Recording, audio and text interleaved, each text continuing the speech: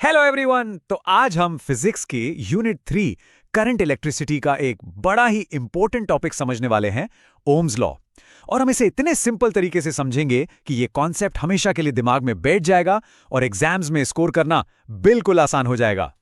तो आज हम क्या क्या कवर करने वाले हैं। पहले डेली लाइफ में करंट का एक एग्जाम्पल देखेंगे, फिर एक बहुत ही सिंपल पानी के पाइप वाली एनालॉजी से इसे समझेंगे। उसके बाद ओम्स लॉ की जो ऑफिशियल डेफिनेशन है उस पर आएंगे, वी, आई और आर के रिलेशनशिप को आपस में देखेंगे, एग्जाम में जो कॉमन मिस्टेक्स होती हैं उनसे बचेंगे और एंड में एक क्विक समरी। इस फ्लो से चलने पर पूरा टॉपिक एकदम क्रिस्टल क्लियर हो जाएगा। तो चलिए शुरुआत करते हैं एक सिंपल से सवाल से, एक ऐसी चीज जो हम सब अपनी डेली लाइफ में देखते हैं। कभी सोचा है कि एक माइक्रोवेव ओवन और एक सिंपल सा फोन चार्जर दोनों ही सेम 220V सॉकेट में लगे होते हैं, लेकिन माइक्रोवेव इतना ज्यादा करंट क्यों ड्रॉ करता है? इसका जवाब बिल्कुल ओम्स लॉ में ही छुपा है।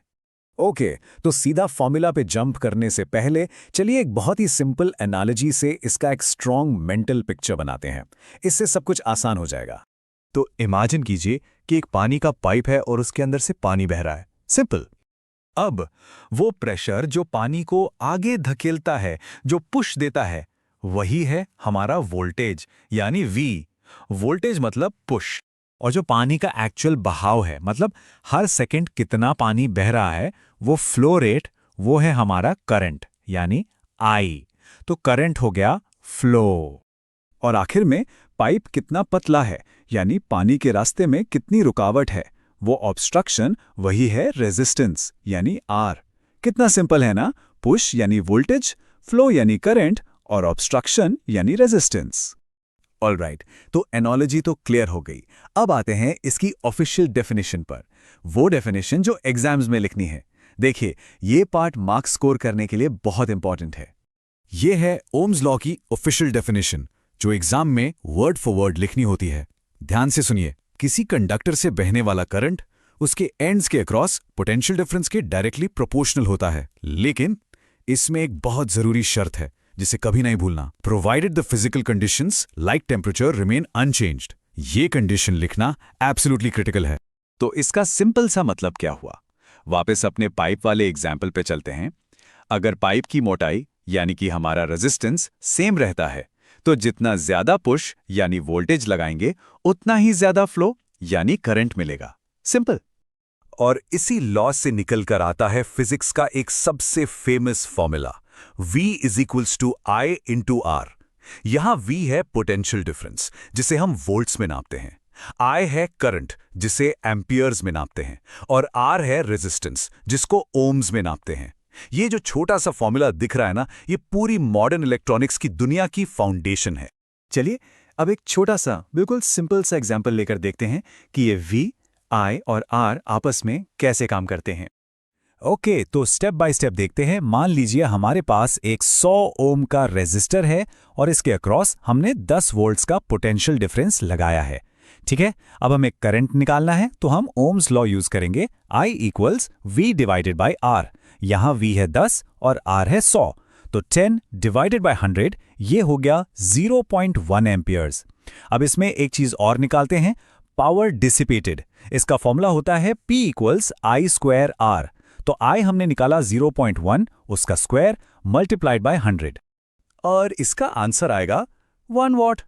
ये कैलकुलेशंस बहुत इंपॉर्टेंट होती हैं, क्योंकि इसी से इंजीनियर्स ये पक्का करते हैं कि सर्किट का कोई कंपोनेंट ज्यादा हीट से जल ना जाए। अब आते हैं उस सेक्शन पर जहां अक्सर स्टूडेंट्स के मार्क्स कट जाते हैं। चलिए इन साइलेंट किलर्स को समझें ताकि ये गलती हमसे ना हो। एक बहुत कॉमन मिसकंसेप्शन है कि रेजिस्टेंस इसलिए होता है क्योंकि इलेक्ट्रॉन्स लेजी होते हैं या मूव नहीं करना चाहते हैं। ये बिल्कुल गलत है। सच्चाई ये है कि रेजिस्टेंस वायर के अंदर इलेक्ट्रॉन्स और एटम्स के बीच बार बार लाखों करोड़ों कोलिजन्स यानी टकरावों की वजह से होता है। तो इसे हमेशा के लिए याद रखिए, रेजिस्टेंस = कोलिजन्स, नॉट लेजीनेस। एक और कॉमन मिस्टेक, स्टूडेंट्स सोचते हैं कि अगर R 0 हो गया तो फॉर्मूला I = V/R के हिसाब से करंट तो इनफाइनाइट हो जाना चाहिए, लेकिन ऐसा नहीं होता। देखिए, जब R 0 होता है, जैसे कि सुपरकंडक्टर्स में, तो वहां ओम्स लॉ V=0 हो जाता है। ये एक स्पेशल नॉन ओमिक केस है। उस सिचुएशन में करंट इनफाइनाइट नहीं होता, बल्कि उसे सर्किट के बाकी पार्ट्स लिमिट करते हैं। तो इसे भी याद रखिए, R=0 एक नॉन ओहमिक स्पेशल केस है, इन्फिनिट करंट का इन्विटेशन नहीं। चलिए, तो अब तक हमने काफी कुछ सीख लिया। फटाफट की पॉइंट्स में पूरे टॉपिक को समराइज कर लेते हैं। तो सबसे जरूरी बातें क्या हैं? नंबर 1, ओम्स लॉ कहता है V=IR, simple, voltage is proportional to current. Number 2, resistance R electrons का आलस नहीं है, बल्कि उनके और एटम्स के बीच होने वाले कोलिजन्स हैं।